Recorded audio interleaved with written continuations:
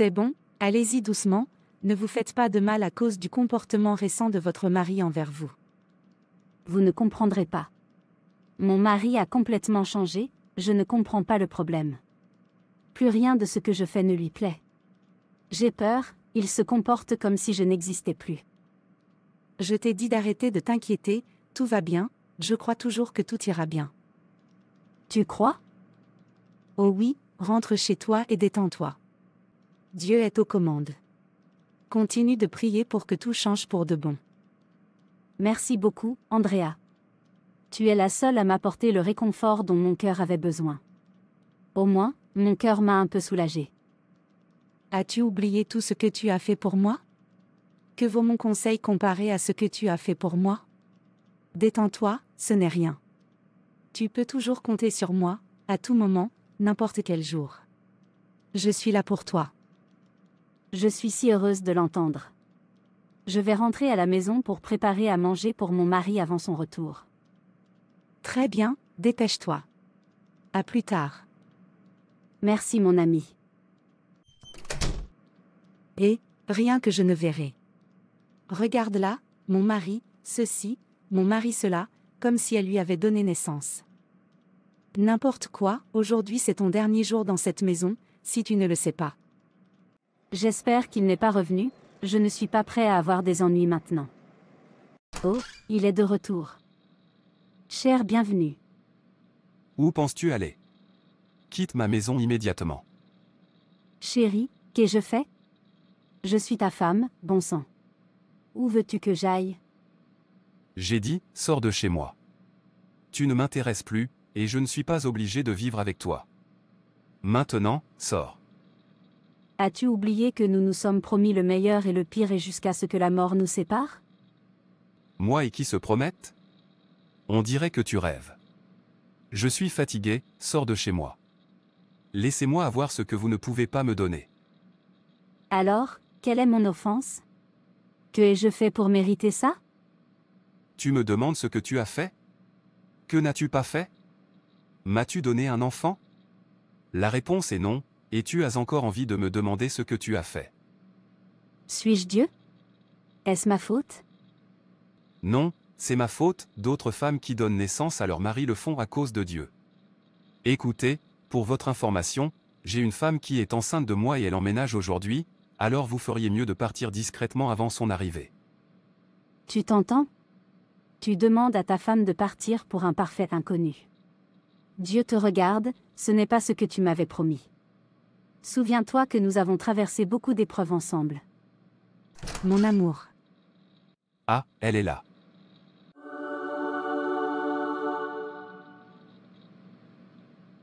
Quoi, Andrea, alors c'est toi tout ce temps? Absurdité. Andrea, tu es mon amie, non, tu es plus qu'une amie pour moi. Je t'ai prise pour une sœur, comment peux-tu me poignarder ainsi? Pourquoi? Elle aurait dû partir avant maintenant. Ne vous inquiétez pas, quand elle aura fini de faire du bruit, elle partira. Entrons, je prépare un délicieux repas pour la mère de mes enfants à naître. Je t'aime tellement. Je t'aime aussi. Oh! Quelqu'un me dit que je rêve. Quelqu'un me dit que ce n'est pas vrai. Je l'aime tellement et je fais tout pour elle. Pourquoi? Pourquoi mon mari? Pourquoi moi, oh non, Andrea? Dieu te jugera. Que fais-tu encore ici? Sors de chez moi tout de suite. Tu vois bien que tu n'es plus nécessaire. Je vais partir pour l'instant, mais je reviendrai, car c'est chez moi, et je ne quitterai jamais ma maison pour un parfait inconnu.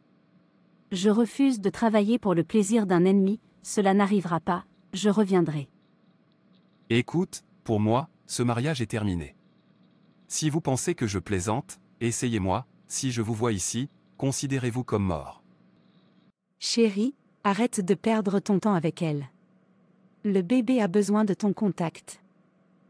J'arrive, chérie. Je veux m'assurer qu'elle parte. Oh Andrea, mon Dieu te jugera. Mon Dieu te jugera sûrement. Andrea. Ma sœur, qu'est-ce qu'il y a? Pourquoi pleures-tu?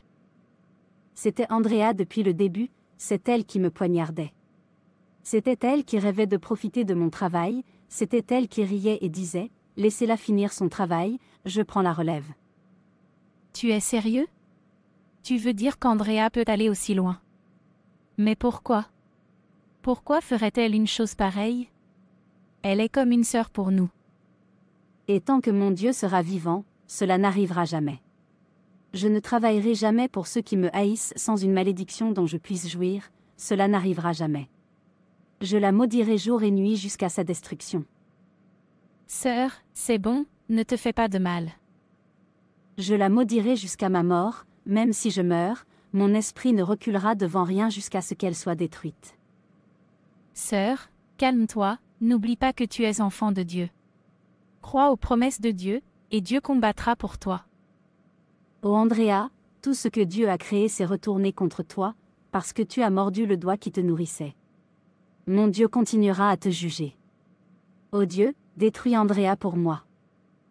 Sœur, s'il te plaît, c'est bon, arrête de jurer, elle ne mérite pas que tu te fasses du mal. Ô Andrea, pour m'avoir fait ça, tu ne connaîtras jamais la paix. Tu m'as trahi, tu m'as poignardé dans le dos et tu m'as profondément blessé. Je t'avais confiance. Je t'ai prise comme amie, je t'ai nourrie, habillée, hébergée quand tu n'avais nulle part où aller, et tout ce que tu as pu faire, c'est me mordre. Tu m'as arraché mon mari et tu m'as chassé de chez lui. Ô mon Dieu, où es-tu? Parfois, je me demande pourquoi vous gardez le silence et laissez les gens méchants devenir plus forts. Ils commettent toutes sortes de méfaits et s'en vont librement, tandis que ceux qu'ils blessent souffrent. Ils se réjouissent et se moquent de leurs victimes sous ton regard. Ô Dieu, mes yeux ne peuvent plus les voir. Cela me fait mal au cœur. Cela me fait mal de voir des gens méchants devenir plus forts alors que des innocents souffrent. Ô Dieu, venge-moi. Détruis Andrea pour moi.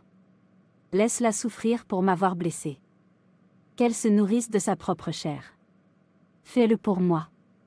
Je ne cesserai de prier jusqu'à ce que tu le fasses. Je veux entendre qu'elle s'effondre et meure. Je veux entendre qu'elle s'est réveillée et ne pouvait plus marcher. Je veux entendre qu'elle est soudainement devenue aveugle et ne voyait plus. Alors je te louerai le matin, l'après-midi, dans la nuit et tous les jours de ma vie. Au nom de Jésus. Amen. Qui est-ce? Entrez. Salut. Fais, c'est toi, assieds-toi, s'il te plaît. Comment vas-tu, Hélène? Je vais bien. Je suis surpris de te voir. Qu'est-ce qui t'a amené chez moi ce matin? Je pensais que je devais te le dire parce que je sais que tu n'en as pas entendu parler. Ou as-tu entendu dire que la nouvelle épouse de ton mari, Andrea, ton amie, a donné naissance à un petit garçon, hier soir à ton mari? C'est un mensonge, c'est impossible. Mon Dieu ne dort pas, il ne permettra jamais qu'elle prenne ma maison, pas après tant de souffrance avec mon mari. Mon Dieu, où es-tu? Je comprends ta douleur, Hélène, mais ne te décourage pas, tu ne peux pas te suicider, c'est déjà arrivé. Si tu avais entendu un enfant, ça ne serait pas arrivé. Et eux, mon Dieu, c'est tellement douloureux. Laisse-moi partir. Mais n'oublie pas de te ménager. Est-ce que tu dors ou tu ne te soucies pas de moi? Sœur, qu'est-ce qu'il y a déjà? Je croyais t'avoir dit d'arrêter de pleurer. Pourquoi pleures-tu si tôt ce matin? Tu veux te suicider? Comment Dieu peut-il regarder mes ennemis profiter de mon travail? Je suis sa fille. Je le sers de tout mon cœur. Je n'ai pas d'autre Dieu que lui. Je l'aime tant. Je m'assure de marcher selon ses commandements. Je m'appuie sur ses promesses et refuse d'être ébranlé. Même lorsque mes amis m'ont proposé de m'emmener dans des endroits qui pourraient mettre fin à mon enfantillage, j'ai dit non, j'ai une ancre. Mon ancre, c'est Jésus.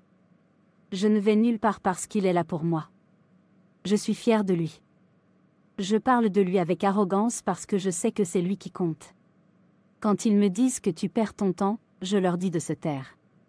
Tout pouvoir appartient à mon Dieu. Comment se fait-il, ô Dieu, que tu aies permis à quelqu'un d'autre de prendre ma maison, pour le don que toi seul peux m'offrir? Sœur, s'il te plaît, sois douce, tu te fais du mal. Il dit dans le psaume 127, verset 3, les enfants sont un héritage du Seigneur, et la postérité une récompense. Il dit aussi dans Matthieu 19, verset 6, ainsi, ils ne sont plus deux, mais une seule chair. Que l'homme donc ne sépare pas ce que Dieu a uni. Je m'appuie sur ta parole, ô Dieu. Pourquoi as-tu permis que ce que tu peux donner seul se sépare dans ma maison? Je suis triste. Mon cœur est blessé. Cela signifie-t-il que la parole de Dieu n'est pas écrite selon tes instructions? Ai-je été trompé, ou t'en fiches-tu? Réponds-moi, Seigneur. Oh non, je ne travaillerai jamais pour le plaisir de mon ennemi. Jamais. Je préfère tout détruire plutôt que de laisser ceux qui me haïssent sans raison me piétiner. Ça n'arrivera jamais. Jamais. Andrea, tes jours sont comptés. Cours, j'arrive. Dans la journée, je te maudirai. Dans l'après-midi, je te maudirai. La nuit, je te maudirai. Meurs, meurs, meurs. C'est bon, ma sœur, n'oublie pas que tu l'as maudit depuis 7 mois, et ça ne semble pas l'affecter. Au contraire, elle se renforce de jour en jour. Attention. Tu crois que je vais fermer les yeux et la regarder.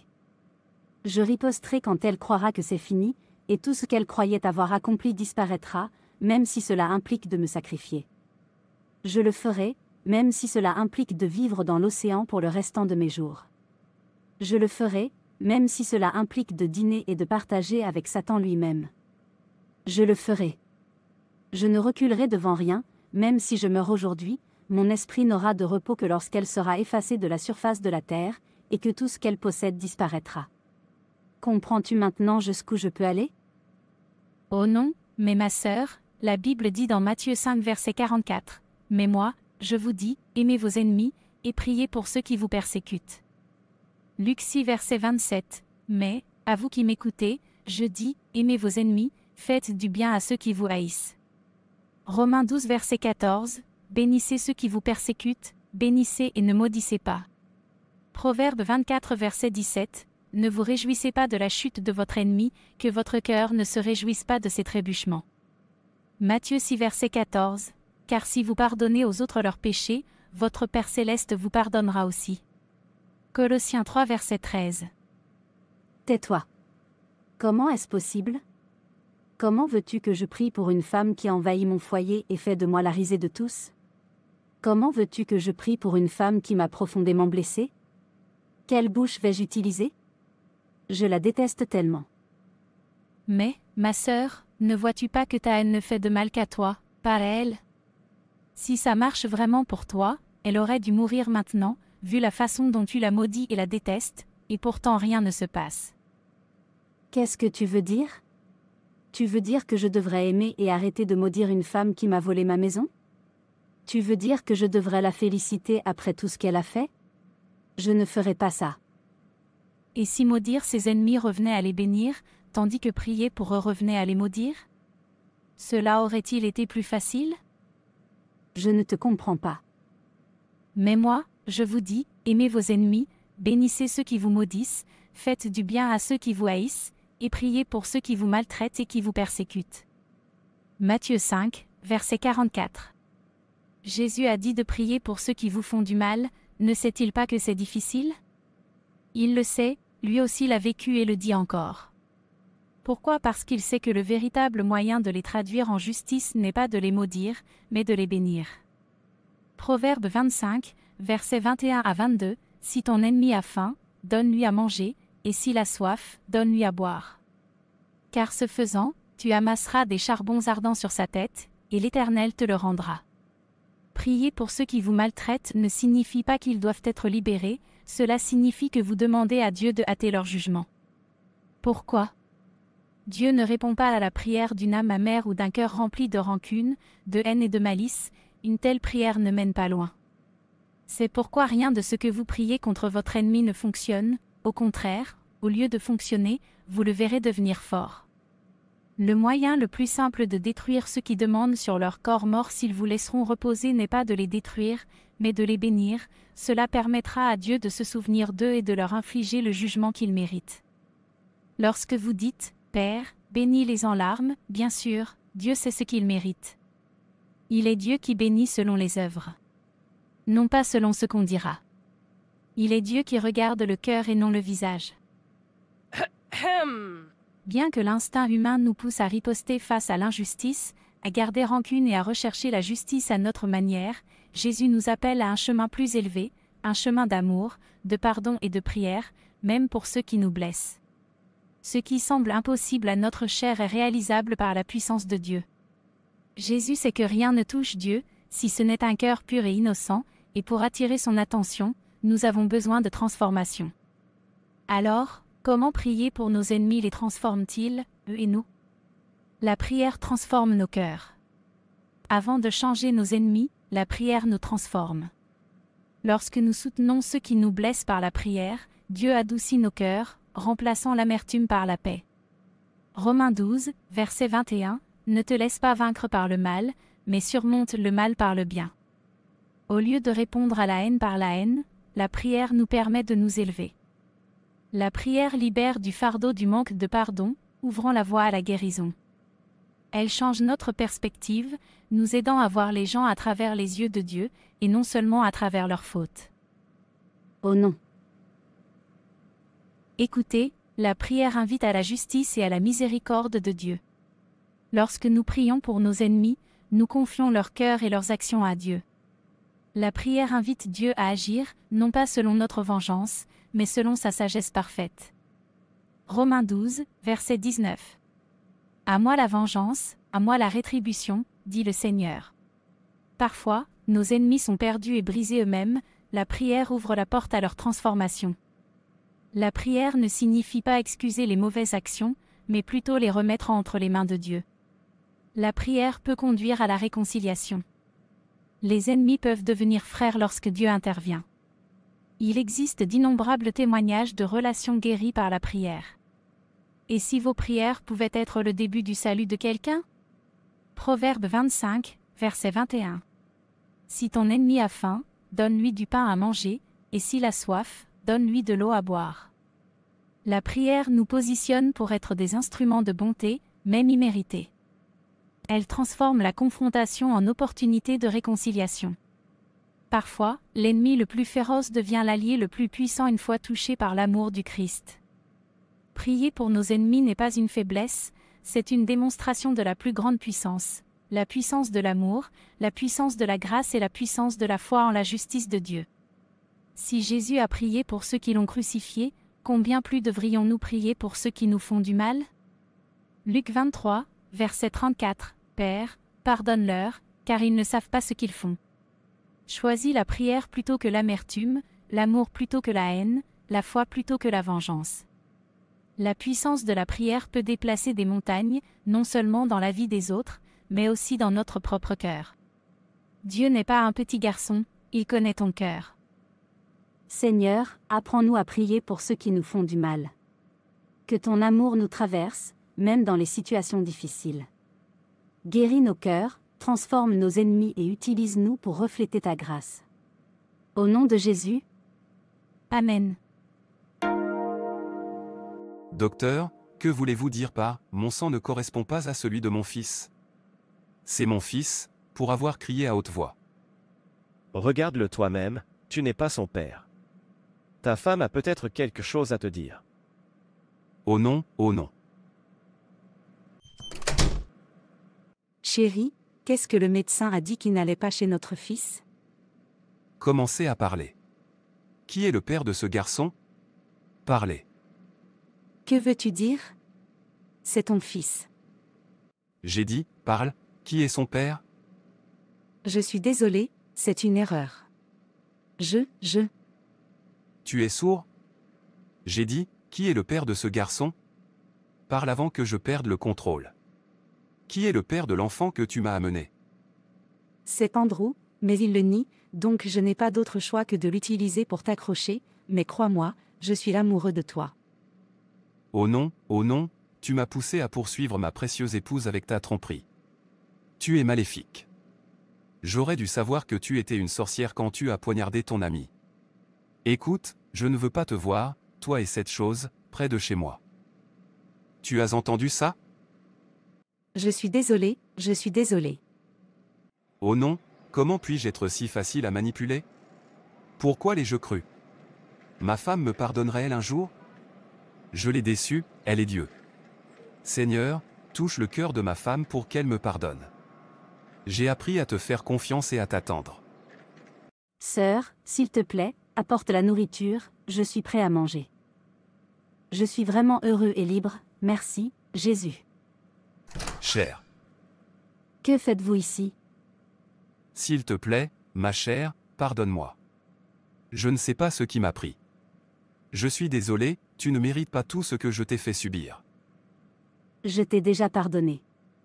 Assieds-toi, s'il te plaît. Merci.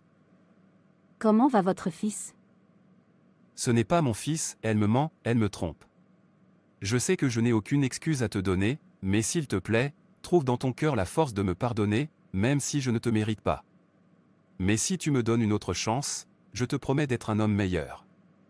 Je te promets de vivre fidèlement, avec ou sans enfant. J'ai retenu la leçon. S'il te plaît, ne dis pas non. Oh Dieu, tu es trop fidèle pour me décevoir. Félicitations, madame, vous êtes enceinte. Louez le Seigneur. Priez-vous pour vos ennemis ou souhaitez-vous leur mort? Dieu est plein de grâce, de miséricorde et d'amour. Romains 5, verset 8, dit « Mais Dieu prouve son amour envers nous en ceci, lorsque nous étions encore pécheurs, Christ est mort pour nous. » Tout comme Dieu nous a témoigné son amour alors que nous ne le méritions pas, nous sommes appelés à témoigner le même amour aux autres, en particulier à nos ennemis. Priez-vous pour ceux qui vous haïssent sans raison? Garder rancune nous pèse, mais la prière nous aide à remettre ce fardeau à Dieu. Philippiens 4, versets 6 et 7, nous dit « Ne vous inquiétez de rien, mais en toute chose, par des prières et des supplications, avec des actions de grâce, présentez vos besoins à Dieu. » Prier pour ceux qui nous blessent non seulement les bénit, mais nous libère aussi de nos tourments intérieurs. Prier pour nos ennemis ne signifie pas excuser leurs actions, mais témoigner de notre obéissance à Dieu, refléter son amour et nous permettre de cheminer dans la paix véritable. Que Dieu nous donne la force de bénir même ceux qui nous persécutent. Merci d'avoir regardé, abonnez-vous, aimez et partagez.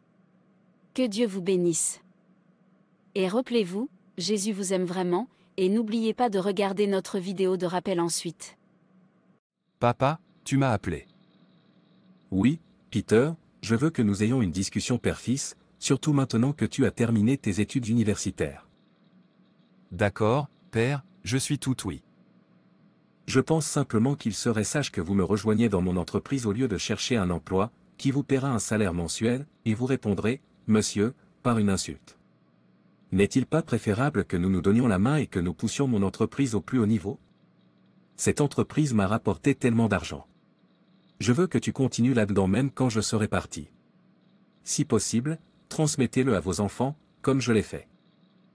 Père, tu veux dire que je devrais me joindre à toi pour faire passer clandestinement les biens nocifs que tu fais?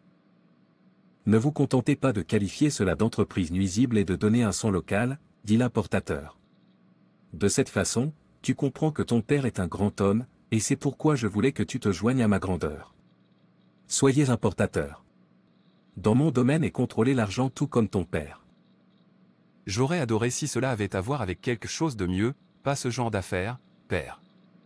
Vous voyez, j'ai eu envie de vous dire cela depuis que j'ai les yeux ouverts, mais je n'ai pas trouvé le courage de le faire, mais je remercie Dieu pour cette opportunité qu'il nous a donnée de mettre les choses au clair. Que veux-tu dire par là? Père, mes yeux étaient ouverts et j'ai vu que les affaires que tu fais n'est pas bonnes, cela détruit beaucoup d'âmes et les envoie en enfer. Si vous ne l'arrêtez pas et ne faites pas amende honorable, vous êtes en danger. N'oubliez pas que vous rendrez compte du travail que vous accomplissez pendant votre vie sur Terre.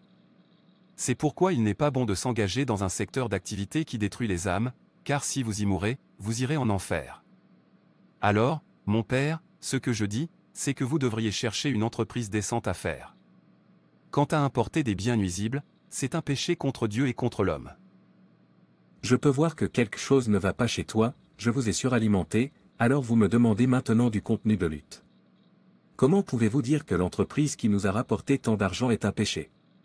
Quand as-tu commencé à parler comme un imbécile? Je ne t'ai pas envoyé à l'université pour que tu reviennes et que tu commences à dire du mal des affaires de ton père, je t'ai envoyé là-bas pour que tu reviennes et que tu me rendes fier. Est-ce que je me suis fait comprendre? Mais, Père, vous faites du mal aux âmes. Car à quoi servirait-il à un homme s'il gagnait le monde entier et perdait son âme? Marc 8 verset 36, vous voyez que ce n'est rien, il n'y a aucun gain à accomplir autant de choses sur terre et à perdre son âme en enfer pour l'éternité. Notre âme vit après notre mort, et notre âme est le vrai nous, ça fait tellement plus mal que la chair. Assez de ça. Ce n'est pas pour cela que je vous ai appelé, rejoignez l'entreprise et arrêtez de vous tromper, et si vous dites non, vous êtes seul et n'appelez plus jamais l'entreprise qui m'a aidé à construire tant d'empires comme un péché. La même entreprise que vous condamnez maintenant est l'entreprise qui vous donne le confort dont vous jouissez, toutes les demeures que je construis, c'est l'entreprise qui m'a fait gagner de l'argent, et vous êtes instruits aujourd'hui, grâce à l'entreprise. Je sais, Père, c'est pourquoi je te supplie d'arrêter. En fait, arrêtons-le. Toutes ces réalisations ne peuvent pas vous conduire au paradis, vous les verrez seulement dans le temps temporel. Ce qui compte, c'est l'endroit où vous resterez pour toujours après avoir quitté cette terre. C'est pourquoi nous sommes venus dans ce monde, nous devons nous préparer pour l'éternité, pas construire des empires parce qu'ils ne pourront pas vous aider le jour où vous affronterez le trône du jugement. Seule votre obéissance à la parole de Dieu le fera. Tout ce que vous faites qui ne glorifie pas Dieu, quel que soit le montant qui en découle, est une perte de temps. S'il vous plaît, quittez ma présence. Avant de faire quelque chose d'étrange, j'en ai assez. Ça va, Père, mais pense à ce que je viens de te dire. Je ne vous en veux pas parce que vous le voyez, c'est pourquoi vous n'y accordez pas de valeur. Beaucoup de gens peuvent tout faire pour faire ce genre de business, et ici vous dites des bêtises. Je prie pour que Dieu ouvre les yeux de mon Père afin qu'il comprenne que ce monde n'est pas notre maison, nous ne sommes que des étrangers. Peu importe ce que nous accomplissons sur terre, nous allons les laisser derrière nous et affronter l'éternité, et ce qui compte, c'est là où nous passons l'éternité, pas notre réussite sur terre. J'en suis la cause. Pourquoi ne me dit-il pas en face que mon entreprise détruit beaucoup d'âmes alors que je lui ai fait vivre dans le confort et lui ai fourni tout ce dont il avait besoin? Mais ça va s'arrêter. Je vais lui faire comprendre cela. Bonjour monsieur. Oui, qui es-tu? Monsieur, vous ne me connaissez pas, je suis là pour Peter. Je dis, qui es-tu? Répondez-moi et arrêtez d'utiliser des questions pour répondre aux questions. Je suis désolé, monsieur. Je m'appelle Larry, l'ami de Peter. Je recherche Peter. Nous avons une activité religieuse à laquelle assister ensemble. Votre nom est Larry, vous recherchez Peter et vous avez une activité religieuse à laquelle assister ensemble. Non-sens. Monsieur, il est là? Mon ami, sors de chez moi. Larry, tu es là. Peter, je t'attendrai dehors. Absurdité.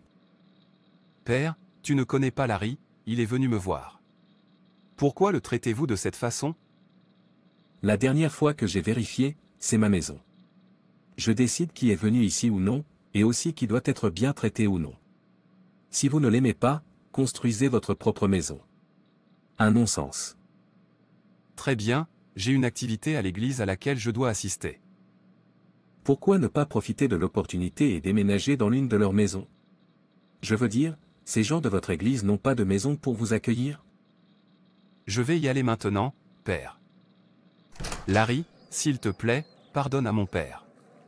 Je sais que sa façon de te parler n'est pas bonne. Je suis désolé pour ça. Aucun problème, je comprends qu'il n'est pas de bonne humeur, donc je ne suis pas ennuyé. Laisse-nous partir.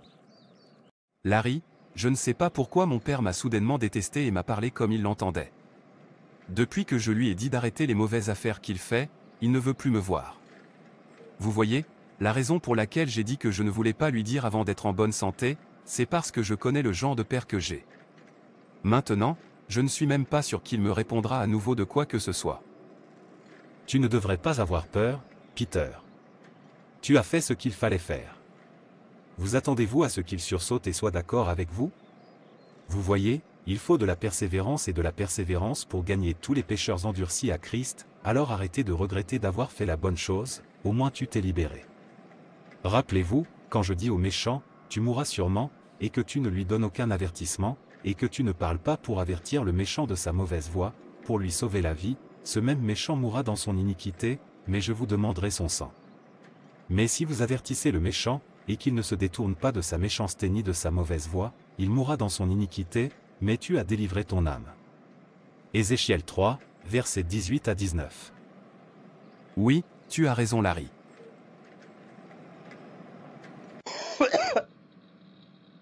Papa. Oui, Peter, je vous écoute.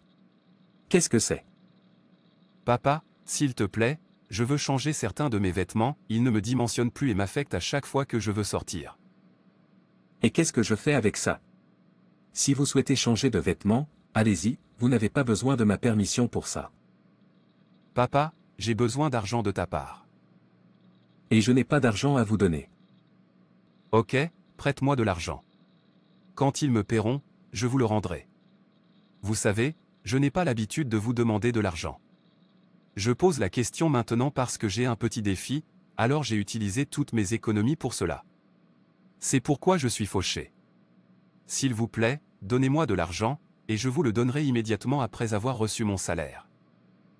Je vous ai dit que je n'avais pas d'argent à vous donner, attends qu'il te paie et arrête de me déranger.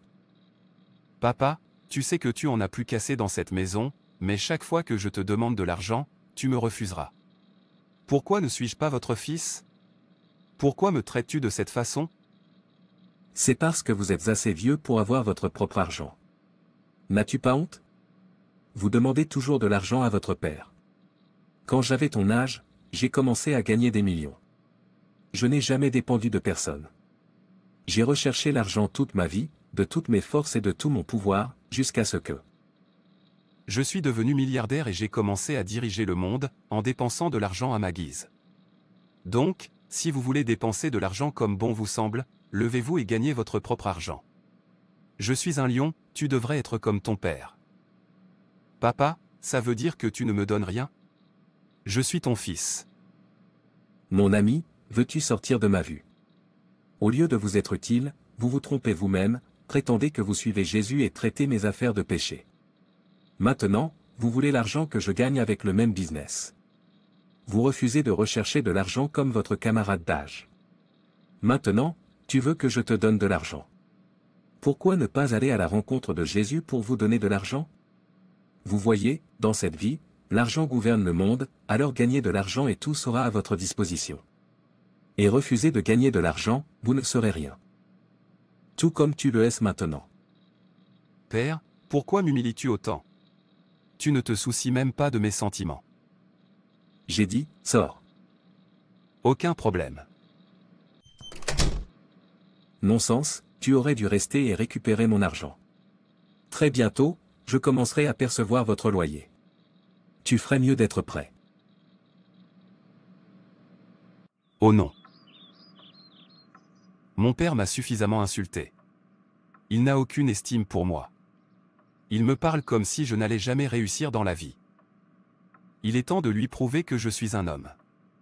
Je dois avoir plus d'argent qu'il ne le pense, et je ferai en sorte qu'il me demande de l'argent. En fait, je quitte cette maison, je veux vivre seul à partir de maintenant. J'en ai assez de ces abus. Père, je veux vivre seul. Maintenant que tu parles, je me demandais si tu ne savais pas que tu es un homme, en fait assez vieux pour avoir ta propre famille. Bye bye. Aucun problème. Vous êtes plus que suffisamment vieux pour vivre seul, donc si vous commencez maintenant, vous n'avez pas commencé à temps. Il pense que je ne peux pas y arriver. Mais je vais faire tout mon possible pour lui prouver qu'il a tort. Argent, je dois te contrôler, en fait, je vais vous esclave. Jusqu'à ce que mon père me supplie pour toi, je n'arrêterai pas de t'asservir. Peter, où vas-tu avec ton sac? Je viens chez toi pour savoir pourquoi tu n'es pas venu à la répétition de la chorale. J'espère qu'il n'y a pas de problème. Pas de problème, mais arrêtez de me chercher car je ne m'intéresse plus à l'église ni à la chorale. Mais pourquoi? Je dois d'abord me mettre en ordre, j'ai besoin de réaliser beaucoup de choses, donc pour l'instant, je n'ai pas de temps pour cette chorale. Vous avez l'air tellement frustré. Avez-vous oublié que Dieu devrait être premier dans tout ce que vous faites? Avez-vous oublié que notre travail pour Dieu devrait être primordial dans nos vies, parce que c'est la raison pour laquelle nous sommes sur cette terre? Nous n'appartenons pas à la terre, nous sommes sur cette terre pour faire une bonne œuvre, c'est-à-dire adorer Dieu en esprit et en vérité, afin de mériter notre véritable demeure, le ciel. Mon père obtiendra ce qu'il veut. Je dois faire en sorte qu'il pleuve, qu'il fasse beau, par tous les moyens possibles. Même si cela implique de vendre mon âme au diable, je le ferai. Peu importe ce que vous possédez ou possédez, vous allez les laisser derrière vous. N'est-ce pas suffisant pour prouver que nous n'avons pas notre place ici? Regarde autour de toi. Des gens meurent chaque jour, certains d'entre eux sont milliardaires, d'autres millionnaires, et certains possèdent un argent et des biens innombrables, mais ils laissent derrière eux ces choses qu'ils cherchent désespérément à obtenir et meurent vides. Ces gens étaient comme vous avant de mourir, ils étaient autrefois très jeunes, forts, ayant des rêves, désespérés de réaliser leurs rêves, essayant de rassembler la terre entière pour eux-mêmes, mettant de côté la grâce de Dieu dans leur vie, refusant de faire la volonté de Dieu, afin d'avoir la paix éternelle. Et refusant de se repentir de leurs péchés. Bien que certains d'entre eux aient atteint leur objectif sur terre, où en sont-ils aujourd'hui? Ils sont partis, laissant derrière eux ces choses pour lesquelles ils ont désespérément travaillé si dur. Savez-vous qu'en enfer ils pleurent, regrettent, se lamentent, disant que s'ils l'avaient su, ils auraient donné la priorité à Dieu et travaillé pour lui. Tous les jours de leur vie, ils regrettent leurs actes, souhaitent avoir une seconde chance pour changer de comportement, mais c'est fini pour eux, et là, vous essayez de repousser votre propre grâce. Retournez à Dieu, il n'y a rien que la terre ait à vous offrir, ce que la terre peut vous offrir n'est rien d'autre que destruction, déception, convoitise, douleur et agitation, et les richesses ne sont pas permanentes, ils vont et viennent, vous ne devez pas mourir dans le péché à cause des richesses de la terre, ce qui compte, c'est où vous irez lorsque vous quitterez cette terre, car partout où vous irez après cette terre, cela devient un lieu permanent pour vous. C'est pourquoi vous devez vous hâter maintenant pendant que le soleil brille, car quand l'obscurité viendra, ce sera fini. Larry, je ne pense pas que tu comprennes ma douleur. Cet homme m'a assez insulté, il ne me traite même pas comme l'homme que je suis. Si vous finissez en enfer, vous y serez permanent dans la souffrance, la douleur, les larmes, les tourments. L'enfer n'est pas comme cette terre, où lorsque vous faites face à des défis, ils disparaissent rapidement.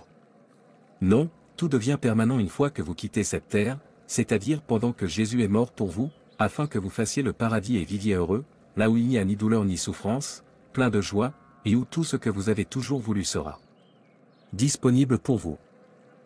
Mais pour que vous puissiez créer ce paradis, vous devez donner la priorité à Dieu. Tout en vivant sur cette terre, vivant une vie juste, une vie sans péché, une vie sans convoitise terrestre, Jésus a rendu la tâche facile pour vous et moi. Pourquoi ne pas utiliser la grâce que Jésus nous a offerte? Je suis désolé. Ma décision est prise. Mon père m'a assez insulté. Il est temps que je lui prouve le contraire, il est temps que je lui fasse me respecter. S'il vous plaît, laissez-moi tranquille. Votre âme n'a pas de prix, l'éternité est proche, l'enfer est réel, revenez à Dieu et préparez-vous où vous passerez votre éternité. Ô Dieu, ouvre ses yeux pour qu'il voie, faites-lui savoir que tout sur cette terre n'est que vanité. J'ai pris ma décision, puisque l'argent gouverne le monde, je ne reculerai devant rien jusqu'à ce que j'ai rassemblé l'argent sur terre et que mon père s'incline devant moi. Je dois voir cela se produire. Tobias, que se passe-t-il? Pourquoi n'ai-je pas vu mon argent? Vous avez dit que vous emmèneriez les garçons opérer là-bas hier. Et c'est notre accord. Pourquoi n'es-tu pas allé chercher l'argent? Écoute, je m'en fiche si tu tues tous les gens là-bas. Tant que j'ai l'argent, tu as entendu ça? Veuillez vous calmer, monsieur. Je vais m'assurer d'avoir l'argent disponible ce soir. J'attends juste que la route soit dégagée avant d'opérer. Rentrez chez vous et détendez-vous, vous verrez votre argent ce soir. Tu ferais mieux de le faire, parce que je ne joue pas avec mon argent. Oui, j'y arrive. Mon père va bientôt s'incliner devant moi. Waouh, je suis trop génial. Monsieur, votre père est mort, vous êtes nécessaire. Êtes-vous sûr de ce que vous dites? Oui monsieur, il est mort. Oh non. Pourquoi maintenant? Il ne s'est pas encore incliné pour moi. Tu peux y aller. Je vous ai entendu. D'accord monsieur. Cet homme s'est donc enfui sans s'incliner devant moi. Il aurait dû rester et me regarder le surpasser. Il pense que je n'y arriverai pas, j'y suis déjà parvenu, et je continuerai à rassembler tout l'argent de cette terre jusqu'à ma mort, par tous les moyens, même si cela implique de tuer quelqu'un. Cela ne me dérange pas, je dois être le plus riche. Laissez-le regarder de loin. Il fut informé du décès de son père, mais il tarda. Lorsque son père a commencé à sentir mauvais, leurs voisins l'ont emmené à la morgue pour le conserver. Oncle, pourquoi es-tu toujours là? N'as-tu pas entendu que ton père était mort? Quel genre d'enfant es-tu, qui ne se soucie jamais de son père, même mort? Et si les voisins ne l'emmenaient pas à la morgue? Donc tu aurais laissé ton père là pour sentir. Mon oncle, s'il te plaît, laisse-moi tranquille. Je suis occupé. Je vous l'ai déjà dit. Pourquoi tu me déranges encore? Tu ne peux pas me laisser avoir la paix? Je vois que tu as un cœur de pierre, si tu veux, va le voir, sinon, ne le faites pas, après tout, c'est votre père, mais rappelez-vous que vous devez vous présenter devant nous pour nous interroger, n'oubliez jamais que, peu importe à quel point vous pensez être riche, vous ne pourrez jamais être plus grand que votre famille. Je pars. Oh non, cet homme m'a vraiment humilié. Une semaine plus tard, il se rend à la morgue pour voir le cadavre de son père. Pour lui, c'était juste pour éviter les troubles familiaux. Laissez-moi aller le voir, afin que je me repose pour eux. Va voir ton père, comme s'il me traitait comme tel. Le fait qu'il soit mort m'énerve même. Je voulais qu'il vive et me regarde le surpasser. Mais il s'est échappé. Alors qu'il s'apprêtait à entrer dans les lieux, il y avait une affiche placée à l'entrée de la morgue, à laquelle personne ne pouvait s'échapper. On pouvait lire « Nous étions comme vous avant, mais nous sommes là maintenant ». Qu'est-ce que c'est? J'espère que son cadavre est là, parce que je ne veux pas perdre mon temps en rien. Le jeune garçon l'a lu, mais cela n'avait aucun sens pour lui. Il entra et inspecta le cadavre de son père. Après quelques minutes, il sortit. Alors qu'il s'apprêtait à sortir, il aperçut une autre inscription placée à un endroit stratégique, auquel personne n'échappera. Il dit « Tu seras bientôt comme nous ». Ne s'agit-il pas d'êtres humains emballés comme des poissons? Oh non. À quoi je pensais avant? Ce dernier mot toucha son cœur de pierre, et il se repentit à partir de ce moment. À partir de ce moment, il comprit que tout ici sur Terre est comme un rêve, une vapeur, la vie elle-même n'est pas réelle. Comme tout est temporaire, vous serez bientôt comme ceux qui autrefois vivaient, mangeaient, dormaient, marchaient, parlaient, riaient, ici sur Terre, mais aujourd'hui ils ne sont plus. Lorsqu'il arriva au manoir de son père, il n'y avait personne à qui parler, son père a laissé ses chaussures, ses vêtements, son argent, son lit, ses voitures, tout. Ainsi, mon père peut quitter son manoir, ses empires, ceux de son entreprise, sa voiture, ses bijoux, ses vêtements et ses chaussures coûteux, pour affronter l'éternité. Qui sait où il se trouve actuellement? Le pire c'est que l'éternité n'a pas de fin. Alors qu'il fouillait les armoires de son père, il a vu des dollars intacts, neufs, bien emballés et rangés, mais le propriétaire de l'argent était à la morgue. Le jeune garçon se souvint, « Nous étions comme vous avant, mais nous sommes ici maintenant et vous nous rejoindrez bientôt. » Il a pleuré davantage. Même l'argent, il voulait désespérément le protéger. Quel monde! J'aurais dû ignorer mon père et essayer de le sauver au lieu de perdre le contrôle. Maintenant, qui sait où il est? Il a tout laissé derrière lui. Alors quel est le gain de sa force gaspillée en poursuivant toutes ces choses? Dieu, s'il te plaît, pardonne-moi. Merci de m'avoir fait comprendre que vous êtes tout ce qui compte sur cette terre, et après cette terre, merci de m'avoir fait comprendre notre but sur cette terre. Si mon père peut abandonner toute sa richesse, cela signifie que cela ne vaut pas la peine de mourir. Alors il abandonne sa vie à Jésus et devient un homme nouveau. Avez-vous abandonné votre vie à Jésus? Avez-vous réalisé que ce monde n'est rien? Comment prépares-tu ton éternité? C'est quelque chose que nous ne pouvons pas éviter, peu importe à quel point nous choisissons de l'ignorer, cela arrivera un jour. L'éternité n'a pas de fin. Préparez-vous Y. Monsieur Peter, que vous arrive-t-il? Je t'ai envoyé un message, tu ne l'as pas vu? Il y a des affaires. Je veux dire, avec beaucoup d'argent impliqué. Je suis désolé.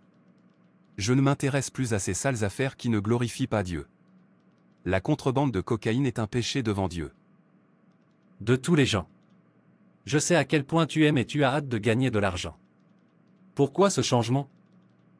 Parce que je suis maintenant un homme nouveau. Que veux-tu dire par tu es maintenant un nouvel homme? Qu'est-il arrivé à Pierre? Je suis maintenant né de nouveau. Naître de nouveau signifie devenir une nouvelle personne. C'est un mystère. Les choses anciennes disparaissent et toutes choses deviennent nouvelles.